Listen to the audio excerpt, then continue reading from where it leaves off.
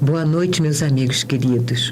Mais uma vez estamos aqui, eu e a minha companheira Rosane, para podermos levar um pouco do amor maior do MAP, né, para os lares de vocês, nesse culto do Evangelho tão lindo, tão importante nas nossas vidas, né?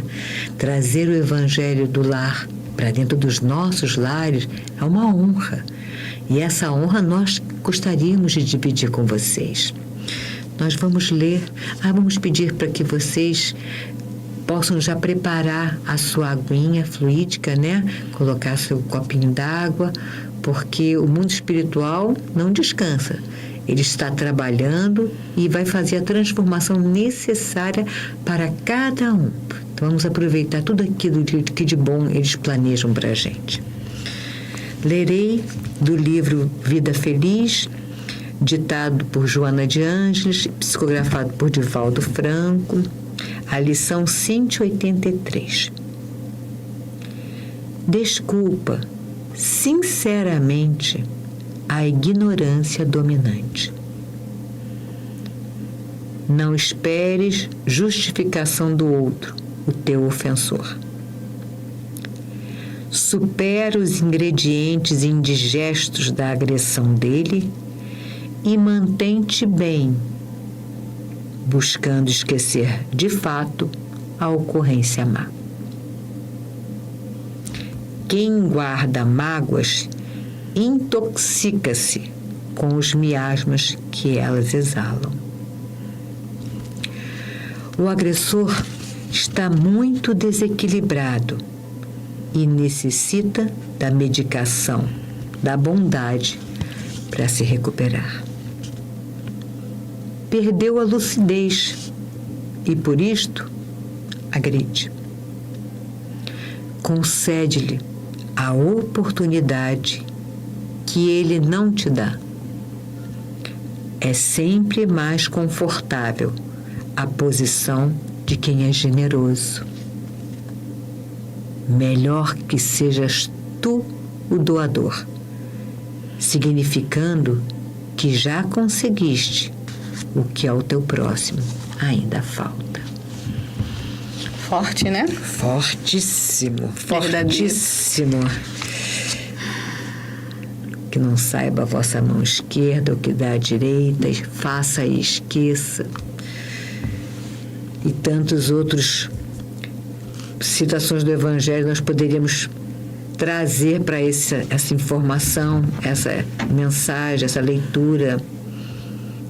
Faz e esquece, porque muitas vezes a ignorância também é sua de ficar aguardando o reconhecimento de uma situação que o outro ainda não tem a consciência. E se nós formos olhar com um olhar muito lúcido para o nosso sentimento, veremos que o que foi atingido foi a nossa vaidade, o nosso orgulho. E é preciso que a gente se despoje disso e não exaltemos a ofensa. Vendo essa mensagem,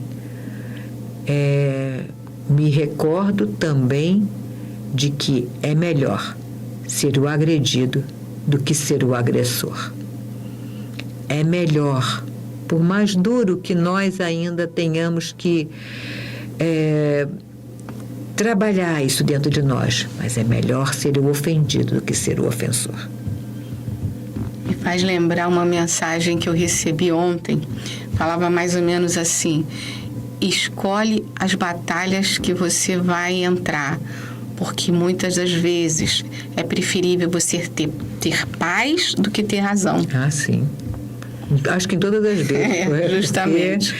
Essa luta por você ter razão acaba dilacerando as pessoas, infelizmente.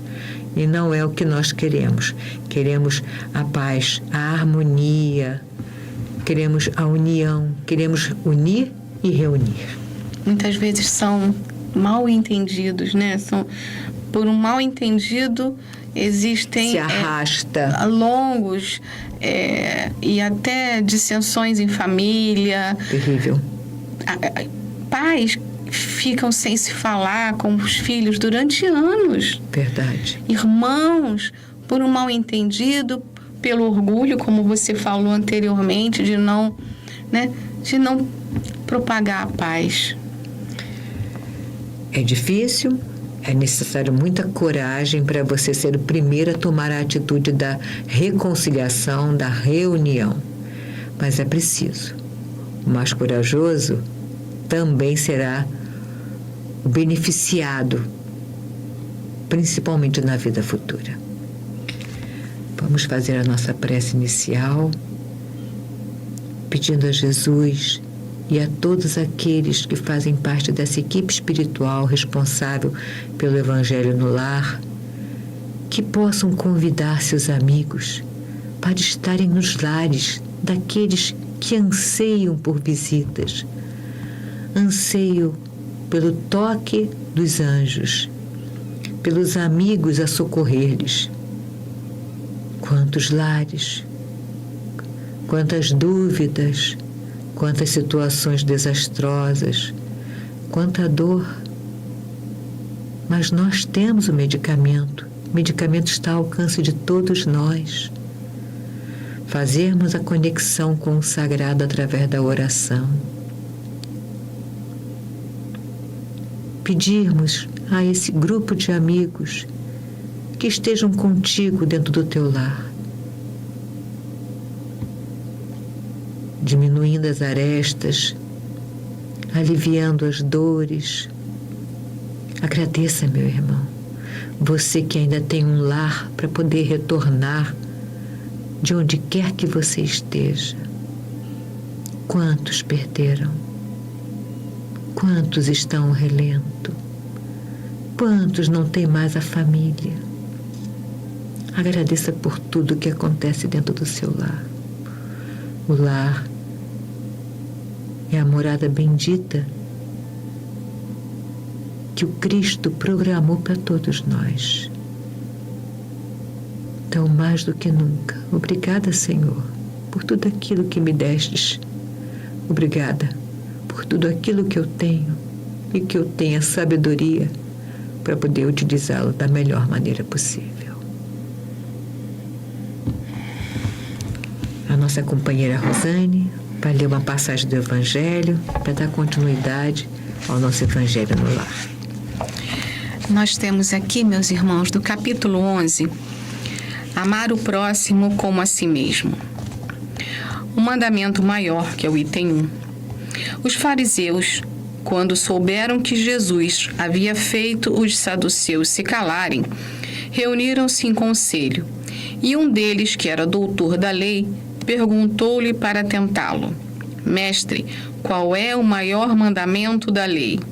E Jesus lhe respondeu: amar a Deus de todo o seu coração, de toda a sua alma e com todo o seu entendimento. Este é o maior e o primeiro mandamento. E o segundo, semelhante a esse, é amar o próximo como a si mesmo.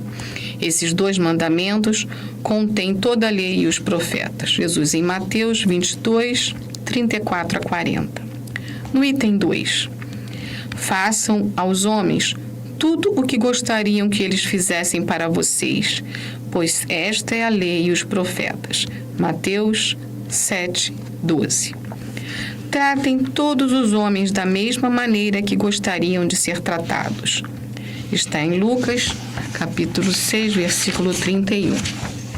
Nós temos agora a parábola dos credores e dos devedores, no item 3. O reino dos céus é comparável a um rei que quis ajustar contas com os seus servidores. E, tendo começado a fazê-lo, apresentaram-lhe um que lhe devia 10.000 talentos. Mas como ele não tinha condições de pagar, o rei ordenou que ele vendesse sua mulher, seus filhos e tudo o que possuía para liquidar sua dívida. O servidor, atirando-se aos pés do rei, suplicou-lhe dizendo: Senhor, tenha um pouco de paciência e eu lhe pagarei tudo. Então o rei, compadecido por aquele servidor, deixou-o ir e perdoou-lhe a dívida. Mas esse servidor, Mal tendo saído, encontrou um de seus companheiros que lhe devia 100 moedas. Agarrou-o pelo pescoço e, sufocando-o, disse: "Você vai me pagar agora o que me deve." E seu companheiro, atirando-se a seus pés, suplicou-lhe, dizendo: "Tenha um pouco de paciência e eu lhe pagarei tudo." Mas ele não quis escutá-lo. E, retirando-se, mandou prendê-lo até que ele pagasse o que devia. Os outros servidores, seus companheiros, vendo o que se passava, ficaram extremamente aflitos e foram avisar ao rei o que tinha acontecido. O rei mandou buscá-lo e disse: "Mau servidor, perdoei-lhe tudo o que me devia, pois assim me pediu. Não deveria então ter tido piedade do teu companheiro como eu tive de você?" E o rei, furioso, entregou-o aos carrascos até que ele pagasse tudo o que lhe devia. É assim que meu Pai, que está nos céus, irá tratá-los, se não perdoarem do fundo do coração as faltas que são cometidas contra vocês. Jesus em Mateus, capítulo 18, versículo 23 a 35. Nós vamos nos estender mais um pouquinho no item 4, que é fazer aos outros o que gostaríamos que os outros fizessem por nós. Amar o próximo como a si mesmo. Fazer aos outros o que gostaríamos que os outros fizessem por nós. É a expressão mais pura da caridade, pois resume todos os deveres do homem para com o próximo. Não podemos encontrar guia mais seguro do que adotar como regra: fazer aos outros o que desejamos para nós. Com que direito exigiremos do nosso semelhante bom procedimento, compaixão, bondade e dedicação, se não lhes oferecemos o mesmo? A prática desses ensinamentos morais leva à destruição do egoísmo. Quando os homens adotarem esses princípios como regra de conduta e como base para as suas instituições, compreenderão a verdadeira fraternidade. E reinará entre eles a paz e a justiça. Não haverá mais ódio, nem desavenças, somente união, concórdia e amabilidade mútua. Meus irmãos, que nessas palavras de Jesus, amar a Deus sobre todas as coisas e ao próximo como a si mesmo, tão grande ensinamento, tão grande emoção nessas palavras, na regra áurea: não fazer ao outro que aquilo que você não quer que seja feito a você. É aparentemente tão simples, né, Cláudia? Parece tão básico, Nossa, né? mas nós, a porta estreita, a porta larga, não fazer a outra pessoa que eu não quero que seja feito para mim. São perguntas básicas do nosso dia a dia. O que Jesus faria, sabe? Enfim, meus irmãos, o Evangelho, as palavras que estão aqui, não tem que ficar só no verbo. Precisamos viver isso nos nossos corações, porque todo dia nós somos colocados nas provas. Com certeza, diante dessas situações. Às vezes, né? as questões que achamos mais simples no cotidiano, no trabalho, em casa, no nosso lar, sabe? Perdemos, às vezes, a paciência, não temos aquela humildade. Precisamos muito, muito vivenciar essas palavras do amor a Deus, do amor ao próximo como a nós mesmos. Então, é uma lição que está presente na nossa vida todos os dias. Todos os dias. Todos os dias nós somos chamados a essa responsabilidade. E agora, o que é que você vai fazer? Como você gostaria de ser tratado? Exatamente. E existe também uma orientação que nunca falha. Se você tiver dúvida de como deve agir naquela situação bem específica, pergunte-se: o que será que Jesus faria no meu lugar? O amor nunca ensina errado. O amor está sempre certo. Não importa qual seja a pergunta, o amor será sempre a resposta. O amor é sempre o melhor remédio. Ele é o caminho, porque Cristo é amor. Sim. Então, se nós nos desviamos desse amor, independente da justificativa que nós possamos ter, se nos desviamos dessa conduta amorosa, pecamos. É importante você ter falado, porque esse amor do Pai, esse amor divino, ele está gravado na nossa consciência. Sim. Quando nós nos desviamos por qualquer motivo, nós nos sentimos incomodados. Sim. É a consciência Aflitos. falando conosco, a nossa consciência divina falando conosco. Olha, não é bem por aí. Incomoda, né? Incomoda. É para quando incomodar é para mesmo. incomodar mesmo, para a gente poder acordar e ver que não é aquele caminho. Não é aquele caminho. E sempre há um momento de você mudar de caminho, fazer outra escolha.